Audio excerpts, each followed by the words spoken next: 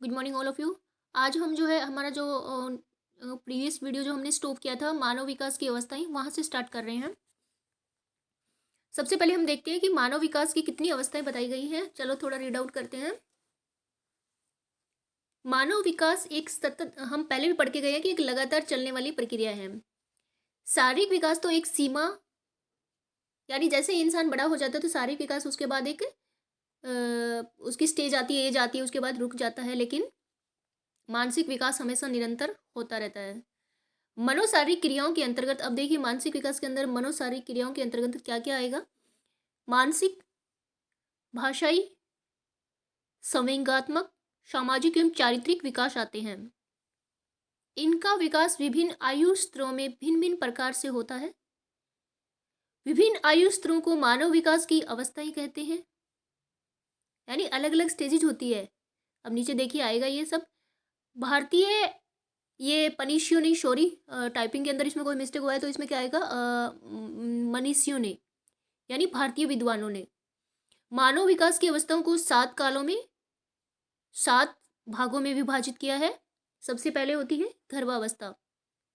गर्भाधान के जो समय जो है ना, उसके और बच्चे के जन्म तक जो हमारी अवस्था होती है उसे हम गर्भावस्था कहते हैं। यानी जीरो से जब बच्चे का जब गर्भ में बच्चे का जो प्रवेश होता है, उस जीरो से लेके उसके जन्म तक की अवस्था जो होती है उसे गर्भावस्था कहते हैं। और शेषवावस्था बच्चे के जन्म से लेके 5 वर्ष तक। अब देखिए, अब जो हम पढ़ रहे हैं ना, जो मॉडर्न जो हमारे पास बुक्स आई है उसमें ये जन्म से 5 वर्ष जो है इसको 6 वर्ष कर दिया गया है। तो ये क्या है, जन्म से 6 वर्ष तक। बाल्यावस्था 5 से 12 तक, ये 6 से 12 हो जाएगा। फिर पहले वाला वीडियो जो है उसमें हैंडराइटिंग से लिखा हुआ है 6 से 12। किशोरावस्था फिर 12 से 18। और युवावस्था 18 से 25 वर्ष तक। प्रौढ़ावस्था 25 से 55। और उसके 55 से मृत्यु तक जो होता है वो वृद्धावस्था। इसको मैंने पिछले वीडियो में बताया था कि देखो नीचे भी जो इसका राइट ऑप्शन दिया हुआ है, ये किसी पीडीएफ जो बनाया है इसमें कोई मिस्टेक हुआ है। नीचे देखिए, इस समय अधिकतर विद्वान मानव विकास का अध्ययन निम्नलिखित 4 अवस्थाओं के अंतर्गत करते हैं। अब ऊपर जो बताया गया है वो क्या है, भारतीय मनुष्यों की जो हमारे विद्वान थे उन लोगों का कहना है। लेकिन अब जो हम मॉडर्न टाइम में हम अध्ययन कर रहे हैं तो क्या है, मानव विकास की 4 ही अवस्थाएं बताई गई है। शिशुआवस्था, बाल्यावस्था, किशोरावस्था और हम कह सकते हैं उसे प्रौढ़ावस्था, युवावस्था, जो भी। और इसमें वयस्क अवस्था, इसने ये सब जो है तीनों को मिला के इसको एक ही बना दिया। हम उसे वयस्क भी कहेंगे, प्रौढ़ भी कहेंगे, तो इसका मतलब वो एक ही है। इसमें देखो, जन्म से 6 वर्ष, यहाँ पे राइट है ये, 6 से 12, 12 से 18, 18 से मृत्यु तक। तो हमने क्या बोला कि जन्म से जो 6, और उसके बाद मैंने बताया था 6 को हम डबल करेंगे 12। और फिर 12 से 18, 18 तो हम जो लड़की की विवाह की आयु जो निर्धारित की हुई है उस हिसाब से हम इसको माइंड में सेट कर सकते हैं। उसके बाद 18 से मृत्यु तक याद करने का जरूरत ही नहीं है, सब ऑलरेडी अंडरस्टूड है।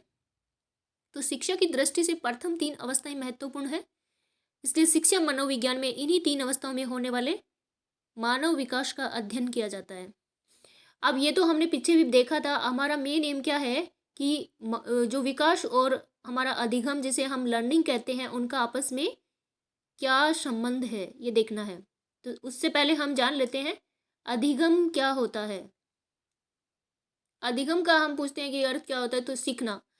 सीखना, ये इसकी हम इसको ये नहीं कह सकते कि इसको और हम ऐसे जान सकते हैं कि सीखना, तो सीखना क्या, सीखना रियल सेंस में हर चीज़ सीखते हैं हम लाइफ में, बट रियल सेंस में अधिगम जो होता है वो देखिए एक प्रोसेस है, एक प्रक्रिया है जो जीवन पर्यंत चलती रहती है, एवं जिसके द्वारा हम कुछ ज्ञान अर्जित करते हैं या जिसके द्वारा हमारे व्यवहार में परिवर्तन होता है।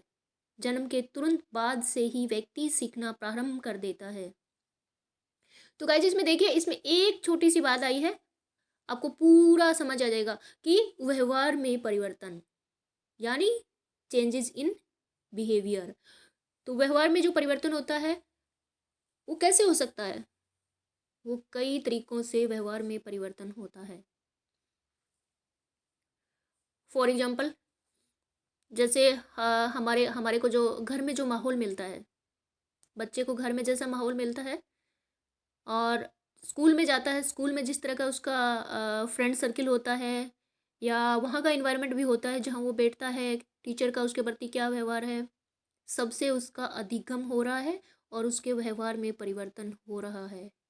कई बार सिचुएशन घर में अलग होती है, किसी के घर में सब फैसिलिटी होती हैं, पेरेंट्स भी उनकी केयर करते हैं, कुछ बच्चे जो हैं खुद ही स्ट्रगल करके पढ़ते हैं, तो हल उन बच्चों का जो जैसा माहौल होता है ना, उसके अकॉर्डिंग उनके व्यवहार में परिवर्तन होता है और दैट विल बी अधिगम। अब देखिए, अधिगम व्यक्ति के सर्वांगीण विकास में सहायक होता है। इसके द्वारा जीवन के लक्ष्यों को प्राप्त करने में सहायता मिलती है।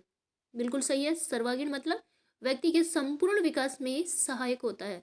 संपूर्ण मतलब उसका पूरा, गांधी जी ने बोला था कि शिक्षा का उद्देश्य ही व्यक्ति का सर्वांगीण, सर्वांगीण मतलब overall development of any person. अधिगम के बाद व्यक्ति स्वयं और दुनिया को समझने के योग्य हो जाता है। रटकर विषय वस्तु को याद करने को अधिगम नहीं कहा जा सकता। यदि छात्र किसी विषय वस्तु के ज्ञान के आधार पर कुछ परिवर्तन करने एवं उत्पादन करने अर्थात ज्ञान का व्यवहारिक प्रयोग करने में सक्षम हो गया, तभी उसके सीखने की प्रक्रिया को अधिगम के अंतर्गत रखा जा सकता है। अब थोड़ा गौर से देखिए कि व्यवहार में परिवर्तन हो गया, लेकिन एक बात है कि व्यवहार में परिवर्तन अलग अलग तरह से हो सकता है। एक उदाहरण के थ्रू हम इसे समझते हैं। एक बच्चा है, वो घर में है और वो दो तरह की एक्टिविटी सीखता है। कौन सा?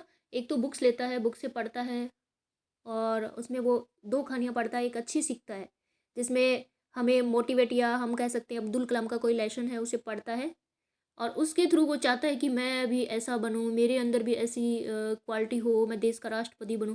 तो ये क्या है, उसके अंदर अच्छी प्रोसेस लर्निंग हो रही है। उसी तरह से वो एक कहानी पढ़ता है जिसमें चोरी डकैती इस तरह की कोई कहानी है। दोनों तरह से अधिगम हो रहा है, लेकिन क्या, एक तो हमारा उसका जो पॉजिटिव वे से, दूसरा नेगेटिव वे से। अब ये बच्चे को समझाएगा कौन? टीचर। और दूसरा तो वो वहाँ अभी उसका व्यवहार परिवर्तन होगा। तो जो लर्निंग हम कर रहे हैं उसका मतलब ये है कि हर तरह की लर्निंग जो है अधिगम नहीं होता।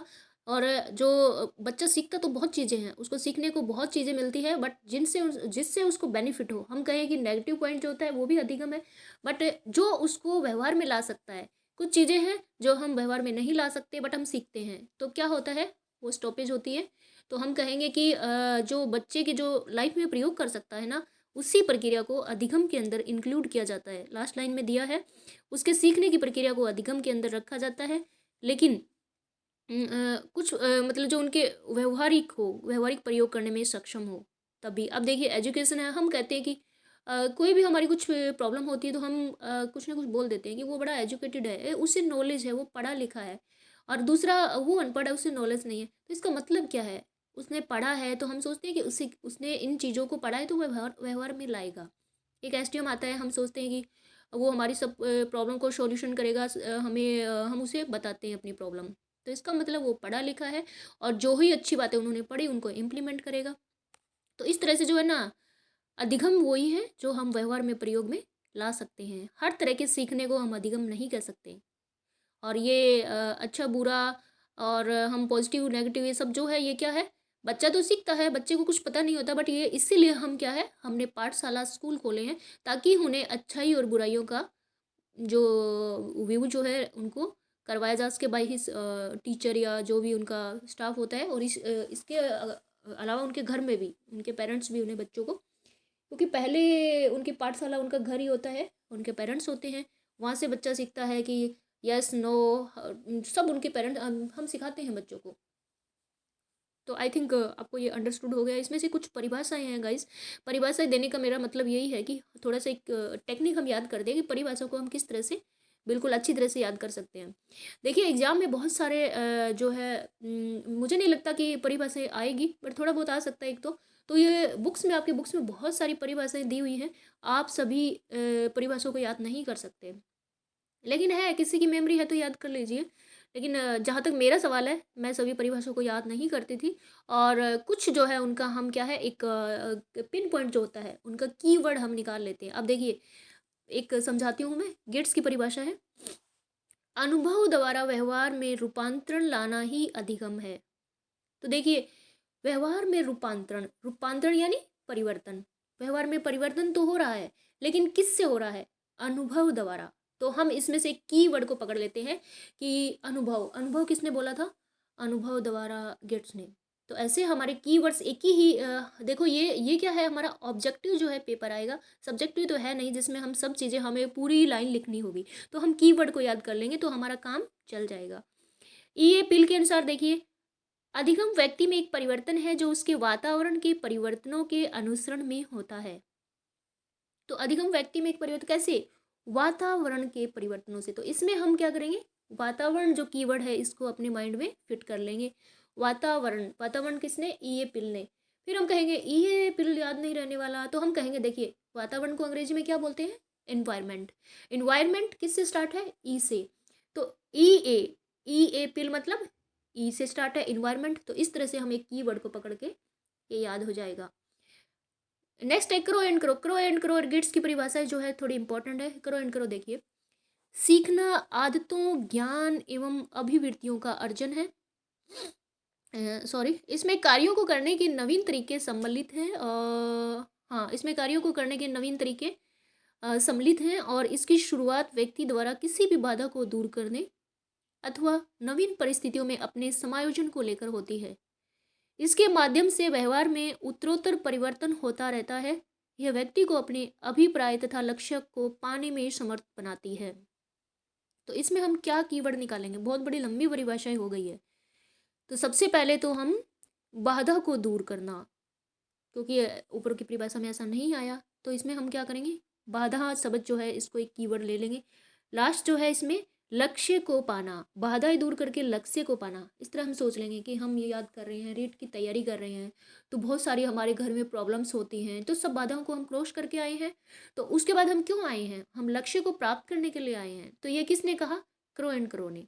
क्रो एंड क्रो ने कहा करो। करो मतलब आप काम को करो, कितनी भी बाधाएं आए आप उस काम को करते रहिए तो आपकी सफलता निश्चित है। तो करो एंड करो, इसमें क्रो एंड क्रो का कौवा भी बन सकता है, बट हाँ यहाँ आपको करना है कि करने के लिए बोला, इसको बाधाओं को पार करना, लक्ष्य को प्राप्त करना। तो क्या हो गया? कीवर्ड से ये याद हो गई। अब देखिए सभी बच्चों से ही सीखने के लिए हाँ सॉरी, सभी बच्चे स्वभाव से ही सीखने के लिए प्रेरित रहते हैं और उनमें सीखने की क्षमता होती है। बच्चे मानसिक रूप से तैयार हों उससे पहले ही उन्हें पढ़ा देना बाद की अवस्था में उनमें सीखने की प्रवृत्ति को प्रभावित करता है। बिल्कुल सही कहा है। उन्हें बहुत से तथ्य याद तो रह जाते हैं, लेकिन संभव है कि वे न तो उन्हें समझ पाएं, न ही उन्हें अपने आसपास की दुनिया से जोड़ पाएं। बहुत ही अच्छी बात कही है। स्कूल के भीतर और बाहर दोनों जगहों पर सीखने की प्रक्रिया चलती रहती है। इन दोनों जगहों में यदि संबंध रहे तो सीखने की प्रक्रिया पुष्ट होती है। सीखना किसी भी मध्यस्थता या उसके बिना भी हो सकता है। प्रत्यक्ष रूप से सीखने से सामाजिक संदर्भ व संवाद विशेष अधिकतर हम कह सकते हैं सक्षम लोगों से संवाद विद्यार्थियों को उनके स्वयं के उच्च संज्ञानात्मक स्तर पर कार्य करने का मौका है। क्या करें? प्रत्यक्ष रूप से सीखने से, अगर हम डायरेक्ट सीखेंगे तो क्या होगा? सामाजिक संदर्भ व संवाद विशेषकर अधिक सक्षम लोगों से संवाद विद्यार्थियों को उनके स्वयं के उच्च संज्ञानात्मक स्तर पर कार्य करने का मौका देते हैं। ये करें कि हम अच्छे लोगों की संगति में रहेंगे ना, तो हम अच्छा ही सीखेंगे। सीखने की एक उचित गति होनी चाहिए ताकि विद्यार्थी अवधारणा को रटकर और परीक्षा के बाद सीखे हुए को भूल न जाए, बल्कि उसे समझ सकें और आत्मसात कर सकें। साथ ही सीखने में विविधता व चुनौतियां होनी चाहिए ताकि वे बच्चों को रोचक व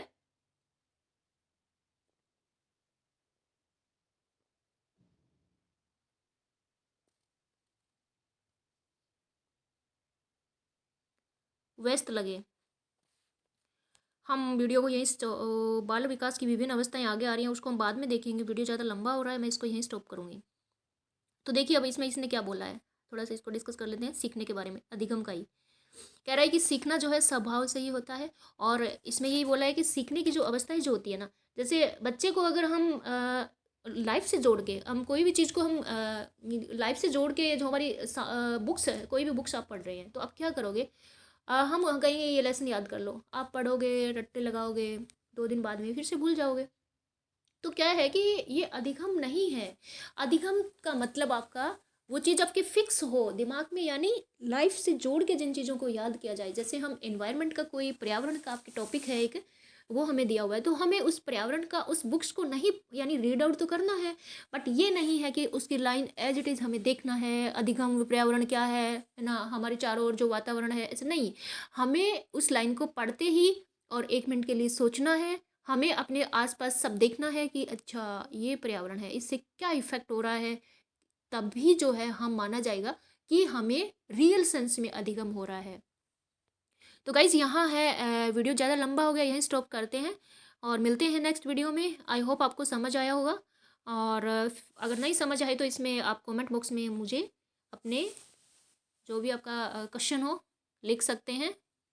और अगला जो हमारा वीडियो आएगा वो आएगा बाल विकास की विभिन्न अवस्थाएं, उनका अधिगम से क्या संबंध है। इसमें हमने देखा है अधिगम, अधिगम की जो अवस्थाएं और अधिगम, विकास की अवस्थाएं और अधिगम।